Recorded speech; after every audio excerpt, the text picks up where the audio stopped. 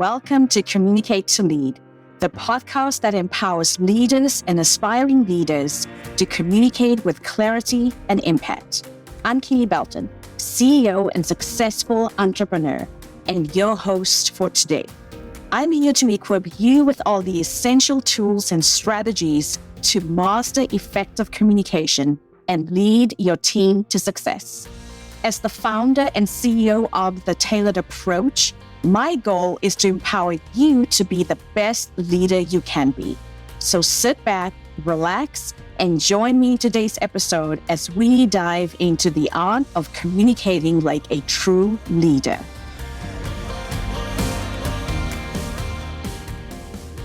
On the surface, striving for excellence is a good thing. But when the desire for perfection morphs into an all-consuming fear of failure, it can seriously sabotage your communication and leadership potential.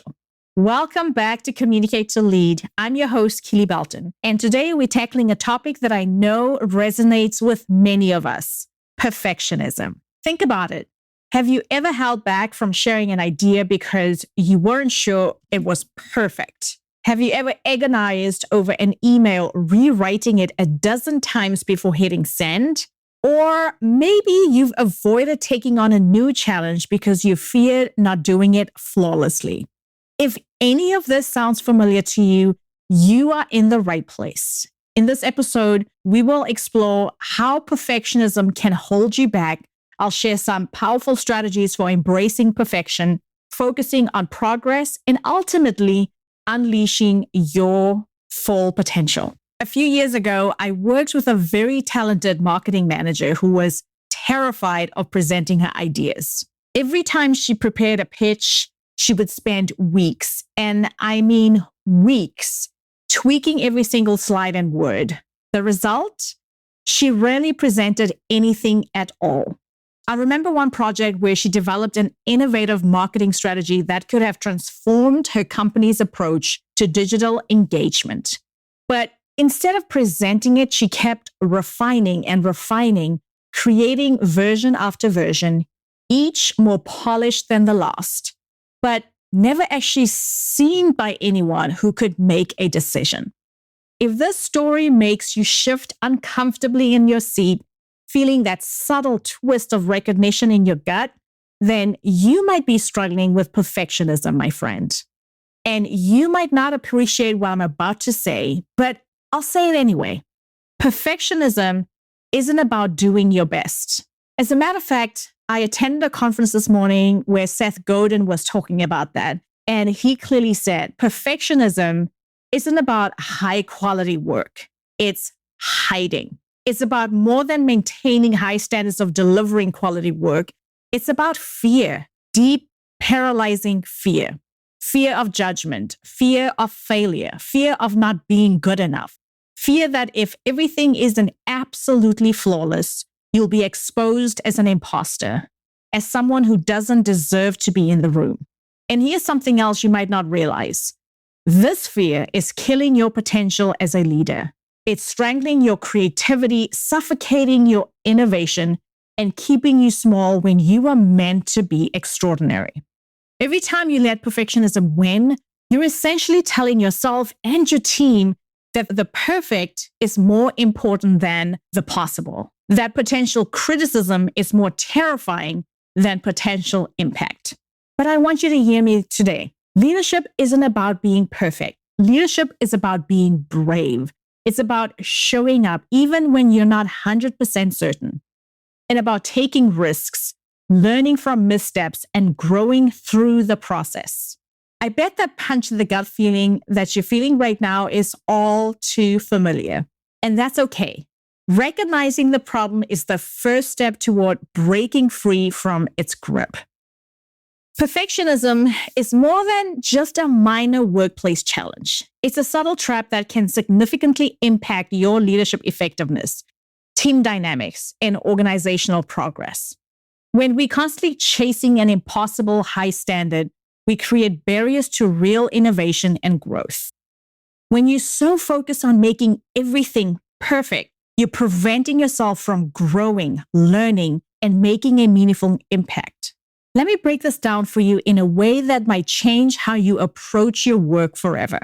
Every moment you spend obsessing over every detail is a moment where you are not taking action, learning from real-world feedback, connecting with your team, or moving your goals forward. So let's talk about what you're losing out on when perfectionism takes the wheel. The first one, you are missing out on taking massive imperfect action. Perfectionists are masters of delay. You convince yourself that you're being thorough, but you're really avoiding the vulnerability of putting yourself out there. That presentation, it's not improving with another round of edits. It's losing its relevance and impact. That project proposal, it's not getting any better. It's becoming less and less timely and actionable. And here's the second thing that you miss out on when you let perfectionism control everything. You miss out on learning from real-world feedback. Because here's something you need to remember. Your best learning happens in the arena rather than in the preparation room. Every moment you spend trying to create the perfect strategy is a moment you could be getting real, raw feedback from the people who matter most. Your team, your customers, stakeholders, they are your greatest teachers. But they can't teach you anything if you never launch, never try, never do a presentation, or you never put yourself out there. And the third thing, when you let perfectionism take the wheel, you miss out on connecting with your team. Because you and I both know perfectionism is isolating. When you so focus on getting every little detail right, you shut down collaboration. Your team starts to feel like they can't contribute, they can't offer ideas, they can't be part of the process because you are focused on doing it perfectly. You're not just hurting your productivity, you're creating a culture of fear and hesitation. And lastly, you might be missing out on moving your goals forward because goals aren't achieved through endless planning. They are achieved through consistent, imperfect action. Every successful leader I've ever worked with understands one fundamental truth. Progress is more important than perfection. They would rather have an 80% solution implemented today than a 100% solution that never sees the light of day. So here's a reframe to keep in mind. Perfectionism is not a badge of honor. It's not a sign of high standards. It's a fear response. It's your inner critic disguised as professionalism, telling you that you're not good enough unless everything is absolutely flawless. But here's the truth.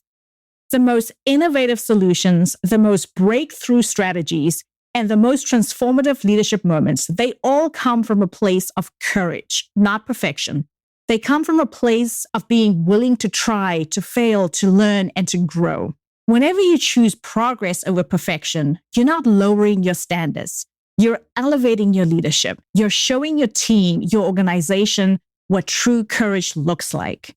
You're demonstrating that growth is messy, imperfect, and absolutely beautiful, and something to be appreciated instead of feared.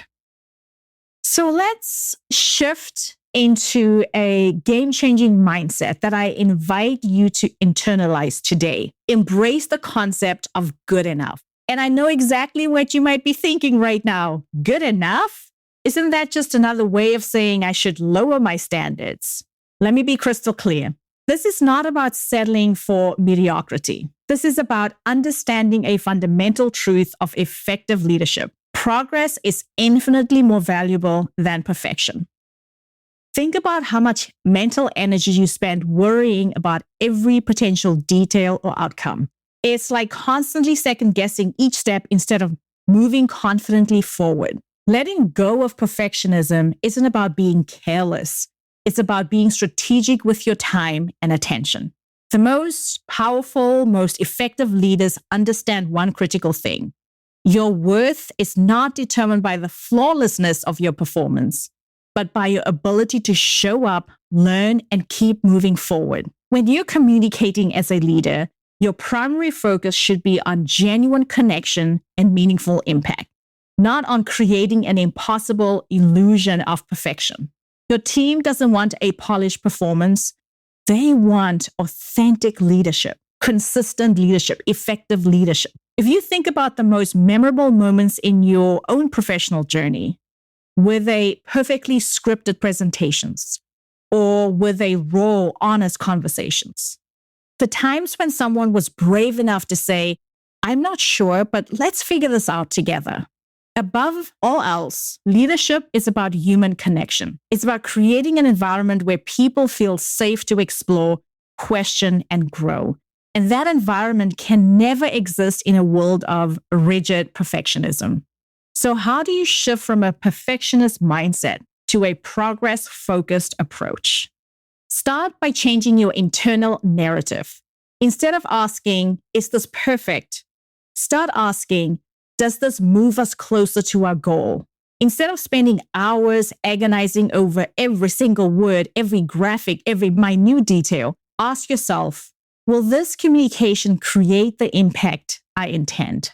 Your value as a leader isn't measured by the absence of mistakes. It's measured by your ability to learn, adapt, and lead with empathy and courage. Remember, perfect is the enemy of progress. And progress, messy, imperfect, beautiful progress, is what truly transforms teams, organizations, and lives. So let me introduce you to an approach I call the experimental mindset, a perspective that can transform how you lead, communicate, and even grow. Imagine treating every communication, every project, every presentation, not as a make or break performance, but rather as a carefully designed experiment. What does an experimental mindset really look like? Well, it's about shifting from a place of judgment to a place of curiosity. Instead of asking, did I get everything perfect? You start asking fundamentally different questions like, what can I learn from this experience? What worked well? What would I approach differently next time? What unexpected insights emerged from what I experienced? This isn't just a feel-good approach. It's a scientifically backed leadership strategy used by the most innovative organizations and successful leaders around the world. Think about how scientists approach their work. They don't see failed experiments as disasters. They simply see them as critical data points that move them closer to understanding. And real leaders understand a profound truth. Mistakes are not your enemy. Fear of mistakes is. When you start viewing your work through an experimental lens, something remarkable happens. The paralyzing fear that once kept you stuck begins to dissolve, and in its place, curiosity takes root. You become more resilient, more adaptable, more willing to take calculated risks. Let me share a reframe my clients find helpful.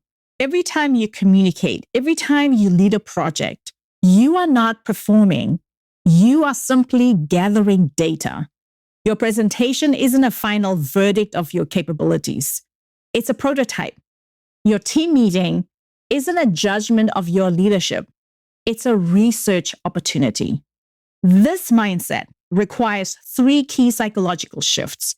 Number 1, embrace uncertainty. Stop trying to predict and control every possible outcome. Instead, become comfortable with the unknown. The most innovative solutions often emerge when we're willing to step into uncertainty with an open mind. Number 2, separate your self-worth from your performance. Your value as a human being is not determined by the success or failure of a single project, presentation, or initiative. You are inherently valuable, regardless of any external metrics of success. Number 3, see feedback as a gift. Feedback is not a personal attack, and I talk about this all the time.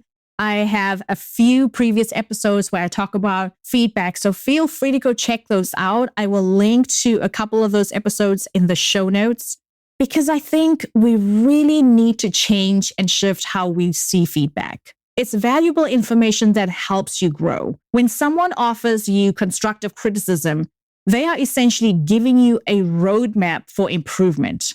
And even if the feedback is not delivered in a way that resonates with you, try and take a step back and find the little nuggets of truth instead of looking at how terribly the feedback was delivered.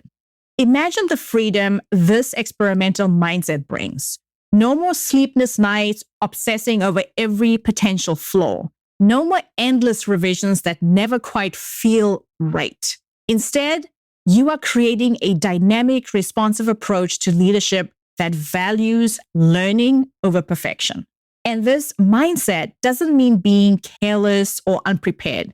It means being intentional, curious, and committed to continuous improvement. It means understanding that growth is a journey, not a destination. Your team will feel the shift. When you model an experimental approach, you create a culture of psychological safety.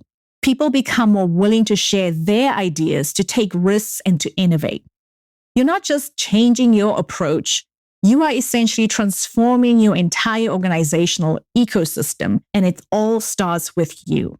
So I challenge you, the next time you're preparing a presentation or leading a project or having a crucial conversation, pause, take a deep breath, and ask yourself, what can I learn from this? How can this move me forward in my communication, in my learnings, in my leadership?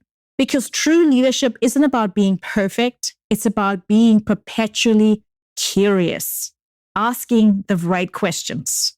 Okay, I promise you actionable strategies to overcome perfectionism, and I'm delivering. Get ready for practical tips you can use right away to change how you approach your work and leadership. Strategy 1, the 80% rule. This is one of my favorite rules because it's a game changer for anyone struggling with perfectionist tendencies. And here's how it works. If a project, communication, or strategy is 80% ready and it adds genuine value, release it. Seth Godin calls it ship it. Send it out into the world. Stop waiting for that mythical 100% that never truly arrives. Think about the hidden costs of endless refinement. Every hour you spend tweaking a presentation is an hour you're not spending on actual implementation. Every day you delay because something isn't perfect is a day your competitors are moving forward and you are staying stuck in the very same place.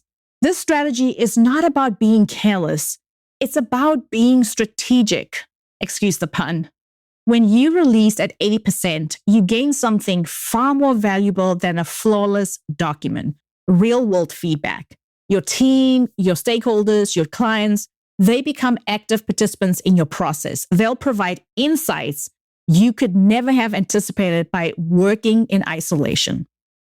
So your practical tip is create a default timeline for your projects.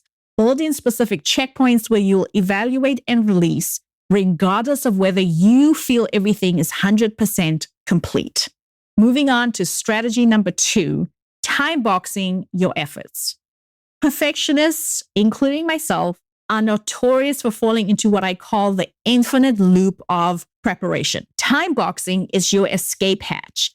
Set strict, non-negotiable timelines for your preparation and stick to them. And I mean really stick to them. Here's a concrete approach. For a presentation, give yourself a maximum of 2 to 3 preparation sessions. Set a timer during these sessions. When the timer goes off, you're done. Move on, period. This might feel uncomfortable at first.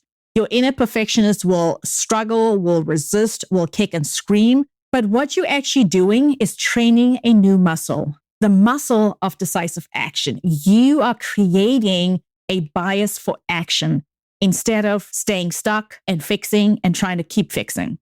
Strategy number 3, reframing failure. Let's talk honestly about failure.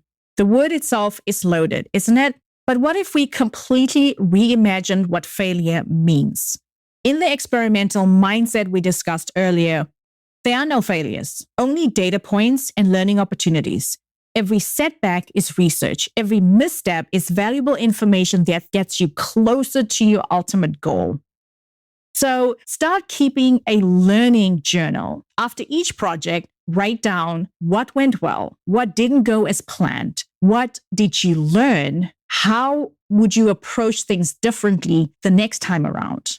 This isn't just about positivity or thinking positive. This is a strategic reflection that turns every experience into a growth opportunity. And next up, we have strategy number 4, radical self-compassion. Here's a challenge for you. Start talking to yourself the way you would talk to your best friend or your most valued team member. Would you berate a colleague for a small mistake? Would you tell them that they're incompetent because their first draft wasn't perfect? Of course not. So why do you do this to yourself? Self-compassion is not soft leadership. It's strategic resilience. When you treat yourself with kindness, you reduce performance anxiety, you increase creative problem solving, you build emotional resilience, and you create a more positive work environment. So here's your practical exercise. The next time you catch yourself in a negative self-talk spiral, pause, take a deep breath, ask yourself, would I say this to someone I respect? And if the answer is no, it's time to reframe what you're saying. It's time to change the question and focus on the learning, not the so-called failure. And here is your last and bonus strategy, the feedback loop. Create a systematic way of gathering and implementing feedback. This does 2 powerful things. 1, it takes the pressure off you to be perfect. And 2, it creates a culture of continuous improvement. Set up regular check-ins with your team where you explicitly ask, what's working? What could we do differently? Remember, these strategies are muscles. The more you practice them, the stronger they become. You have 5 strategies. Which one are you going to start off first? Because you're not just changing a work habit. You are fundamentally reshaping how you approach leadership, communication, and your personal growth. Your perfectionism doesn't stand a chance against a strategic, compassionate, growth-oriented approach. As we wrap up today's episode, I want to leave you with this, my friends.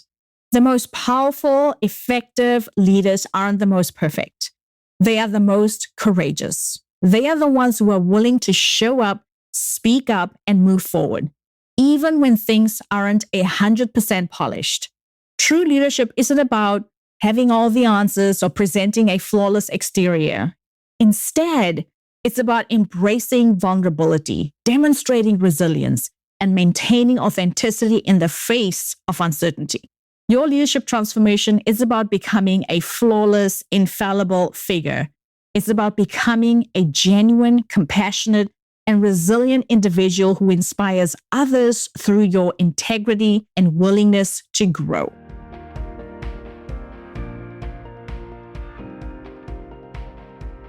So if you found this episode helpful and it resonated with you, and I know it did, I have 2 asks. Firstly, subscribe to Communicate to Lead. Hit that follow button on your favorite podcast platform and make sure you don't miss my upcoming episodes where I'll continue to break down barriers to effective leadership and communication. Second, if you found value in this episode, share it. Share it with a colleague, share it with a friend or someone in your network who might also be struggling with perfectionism. By sharing, you're not just helping them, you're helping create a community of courageous, authentic leaders. Remember, progress beats perfection every single time. Until next time, my friend, I am Keely, reminding you that great communication is the foundation of inspiring leadership. Keep learning, keep growing, and remember to communicate to lead.